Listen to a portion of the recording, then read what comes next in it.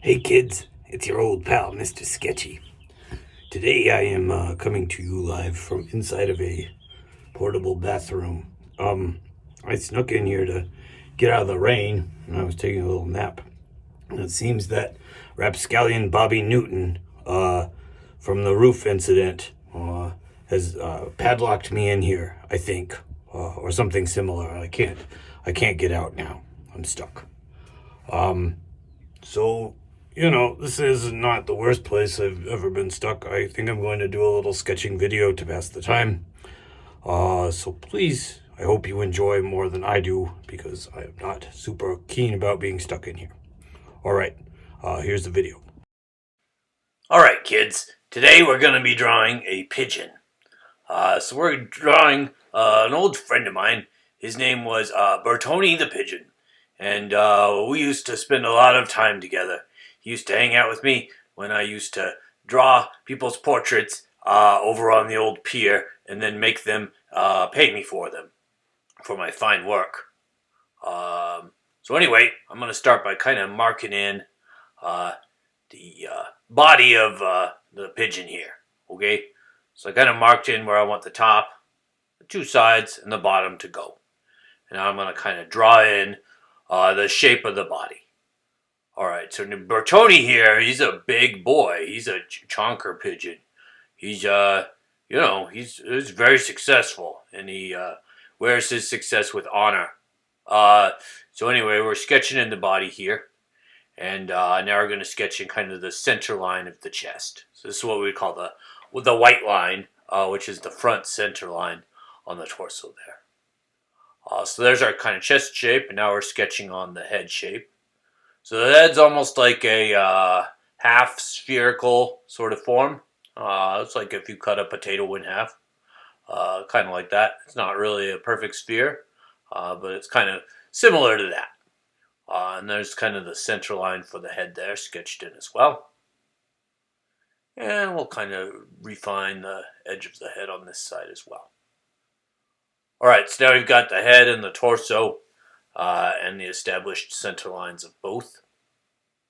So now I'm going to come in and I'm going to start drawing in the face of the bird here. So here's the eye line here, and kind of circles around that way, and then the brow kind of has a distinct ridge. And then coming from underneath there, we got the beak. So I'm just doing my initial sketch with a colored pencil here, and then I'll come back in and do my details and my finishing steps using graphite. So I'm actually going to add some cross contours to kind of define the form here of the pigeon.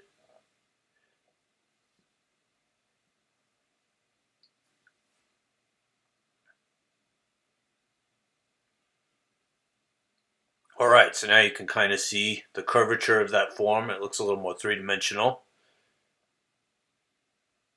I'm going to kind of refine the shoulder shapes here. So this guy's pretty simple. He's got like two main shapes here. The body or torso shape and the head shape here. And then the wings and tail are almost like kind of flat planes that are wrapped around those forms. And they're flat, but they're also curved. It's like you took a flat plane and curved it. But we treat the wing and the tails most of the time more or less like kind of flat planes. So this is kind of wrapping around the body section here.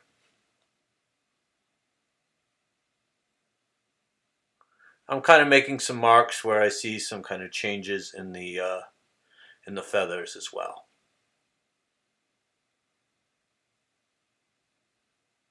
So you can see throughout the wing here, the pigeon has all sorts of like different types of feathers, different sizes and shapes and lengths.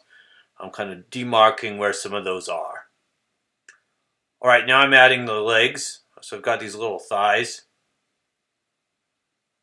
The thighs have a little bit of thickness on them. They're basically like maybe cones, kind of similar to cone shapes, almost like maybe halfway between a cone and gumdrop shape. I'm going to go back to the wing. So the wings on the pigeon here are kind of folded together, and when they fold them down like that, they kind of join up or meet up with the tail into a single kind of form. And now I'm going to bring down the feet here. Okay. So I want to kind of try to match the angles that the toes go out at. And then I'll add the other foot here. All right, so we can see we're getting close to finishing this basic sketch here.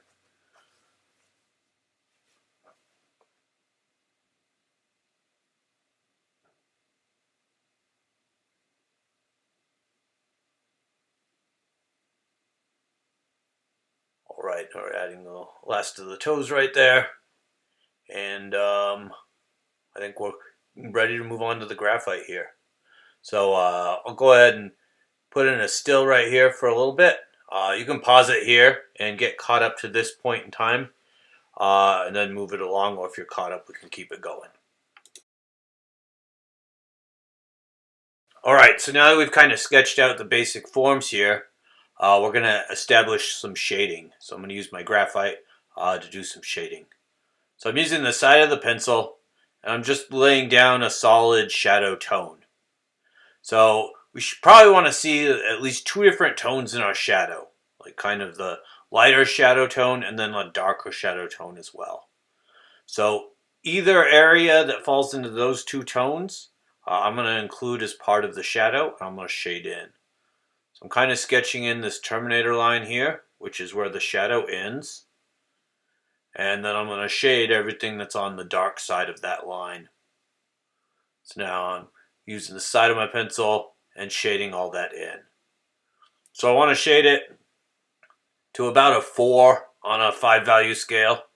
So almost as dark as I can get. I want one step darker that I can do, because we're going to have some deep shadow areas too. We're going to have to kind of define some details in the shadows every once in a while, so we do want to have at least one step darker we can go. All right, so adding that shadow in. And so it's important for us to define the form first, and those cross contours can be a good way to do it, because the form's really going to define how the shadow lays on the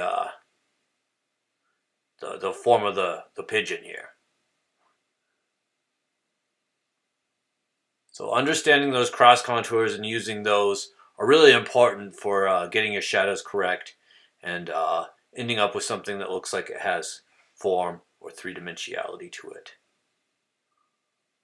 All right, I'm going to shade some of this in here, kind of paying attention to the texture that I'm going to want to have on this feathery area, and letting that inform what I do to add this darker sort of tone.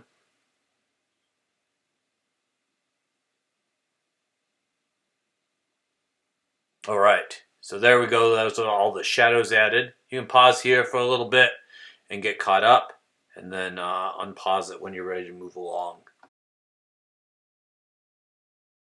All right, so next we're going to go back in and add some contour lines and details. And then in our last step, we'll do the texture. All right, so I'm just kind of doing the outline all around. And when I come back in after my sketching phase to do the final contour lines, I want to pay closer attention, try to get those details and the textures that make that contour line interesting, and give you a little more information about the subject than just a regular kind of basic contour line. Okay, we're coming around through here and just kind of all the way through. I sometimes like to use a little bit of an angled hold on my pencil there. It'd be really useful for getting a little bit of varying line quality, kind of getting a calligraphic line while you draw. That can be really interesting.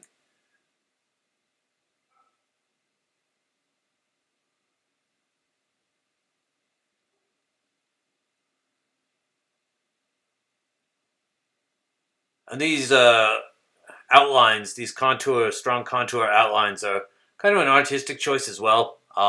We don't always use them. Sometimes we try to let our shading define the forms instead of relying too much on the lines. Uh, but largely an artistic choice. So you can decide how you want to do them, how much you want to include, etc.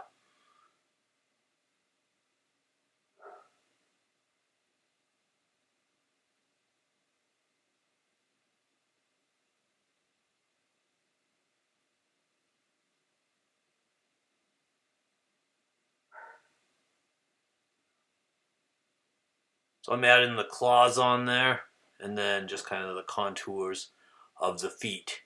And I'm paying attention, especially right here, to how thick the toe is in each area, trying to get everything as correct as possible.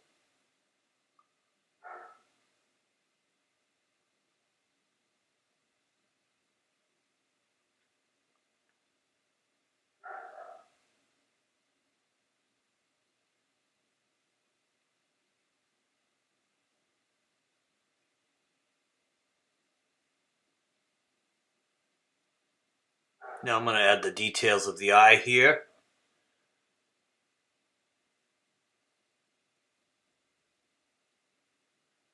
So yeah, we really want to make sure to have details in kind of the eye and beak area right here. The rest of it, I can kind of choose to add details to whatever degree I want. But those areas especially, it's going to be really important that they have some detail and clarity to them. Got kind of a center line dividing the beak here. And then that break in the upper and lower beak kind of coming this way.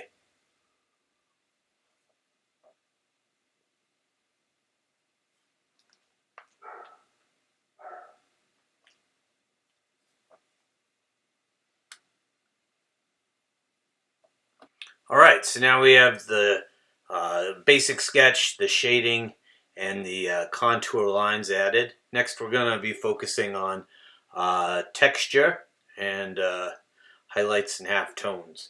So you can pause here for a little bit if you need to, or just continue along with us. And for our final step here, we're going to be adding texture. So we can also add midtones at the same time that we're adding the texture. So we can kind of use texture to both shade and add a tactile feel to it. So I'm kind of coming in and looking at this dividing line between these two tones in the feathers. So sometimes when we're either shading or adding texture, it's a good idea to kind of sketch the border of where that ends to save us a little time and keep us accurate on our shading or texturing techniques. So I noticed there's kind of a different feather texture up in the neck area here.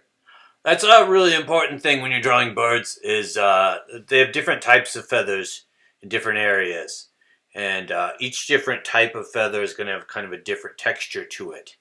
So you're either drawing individual feathers one by one, in which case you need to be drawing the feathers accurately, or you're using a texture to simulate the feathers. But the different feathers are going to have kind of different textures to them. So you want to be observant of what the different feather textures look like in different areas.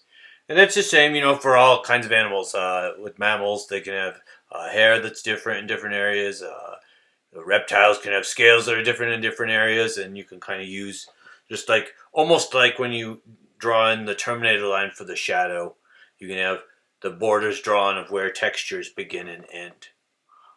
So yeah, we got a couple of darker stripes coming on the chest here that we've added in, and then we've got these little small kind of tight feathers again throughout this area. So yeah, it can be a lot easier to just use a little bit of texture to simulate small things happening, like instead of drawing all these feathers. It can be a quicker solution to that. But again, it just depends how meticulous you want to get. Some people really enjoy getting in there and getting every single detail. And it definitely makes an impressive product. But some people want to work a little bit faster, are satisfied just getting the kind of impression of things. I try to, demonstrate pretty quickly because I think it makes it more interesting for you. But take whatever time you need to take to get your artistic vision manifested on the paper. Kind of using some cross contours again there to apply that texture, and that kind of gives a rounded feeling to the area over the eye there. And then we got kind of tight, kind of hooked strokes, almost like little C shapes. So you can see I'm applying both texture and value. So I do actually apply shading, but I also get the texture on there at the same time. All right, so now we're going to kind of work into this area here.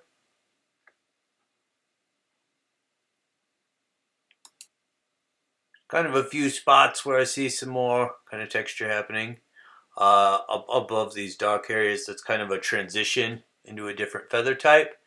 And then we've got kind of some shadow or some maybe darker feathers underneath right here. And shade this in. This area is all kind of a little darker, as well as this. And add some of the feather texture on those tips of the wings and the tail feathers there.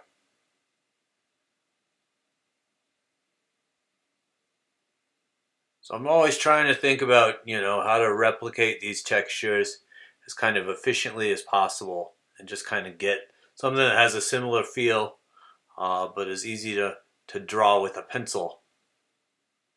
And I think it's really important. And when you're using different art materials, you think about how to get things properly with each different art material. There's different things that different materials can do. There's a lot of stuff that all the materials can do pretty well, but then each material has like things that it can specialize in or things that are extra challenging in that material.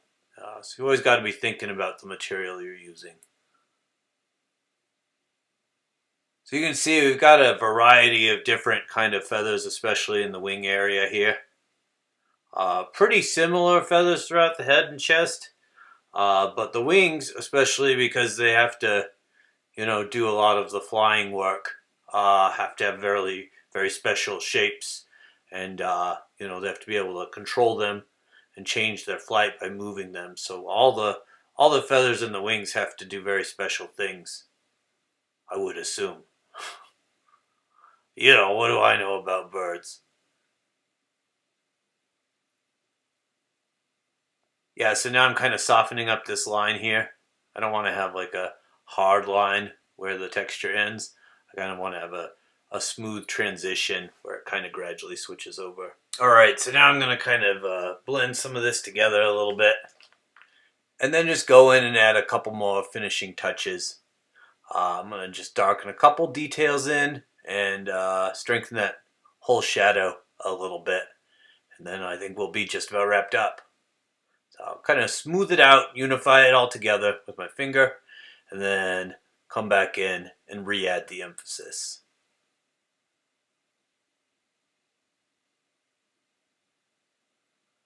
So you can see I'm getting that shadow a lot more kind of dark and distinct.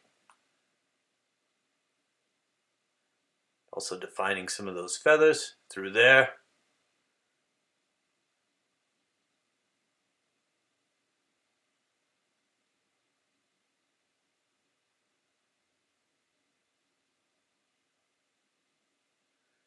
Getting this area a little bit darker.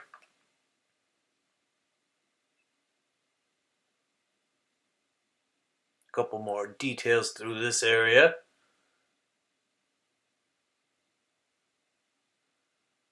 A little bit more feather texture through here.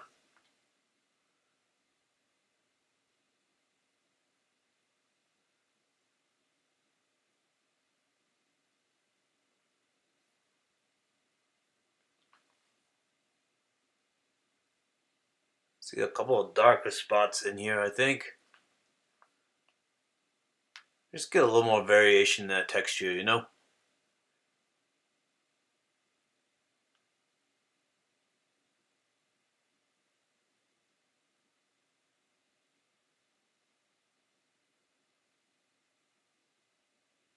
And then darken this shadow up.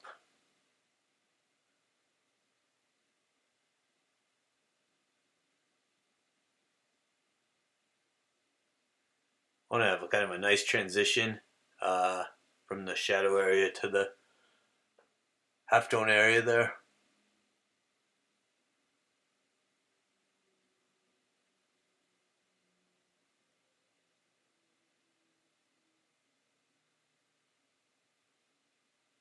I'll darken all that in.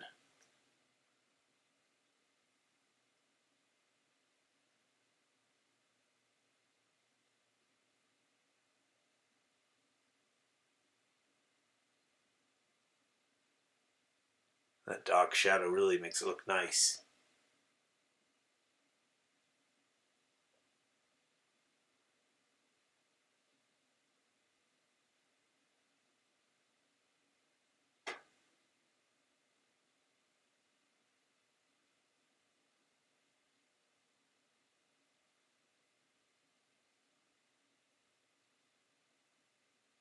All right.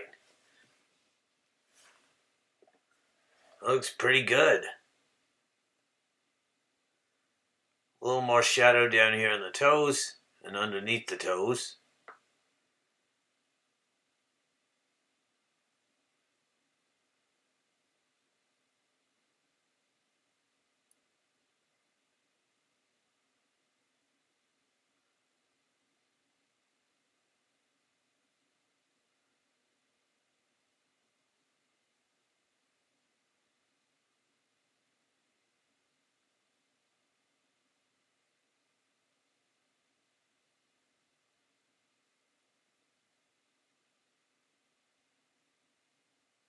Fix that outline a little bit.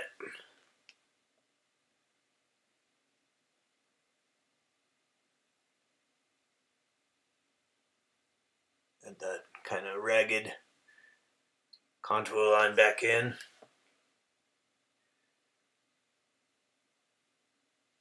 And then got a little more of an interesting silhouette that way too. It's always good to be thinking about the silhouettes.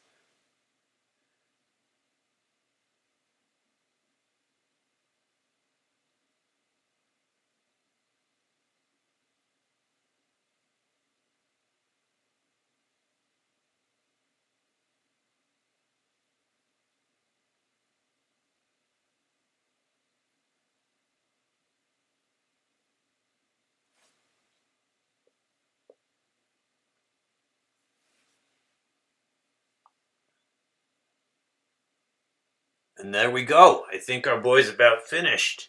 So yeah, you can stop it here and get finished up, and that's about it for this one. So we'll see you. We'll see you next time.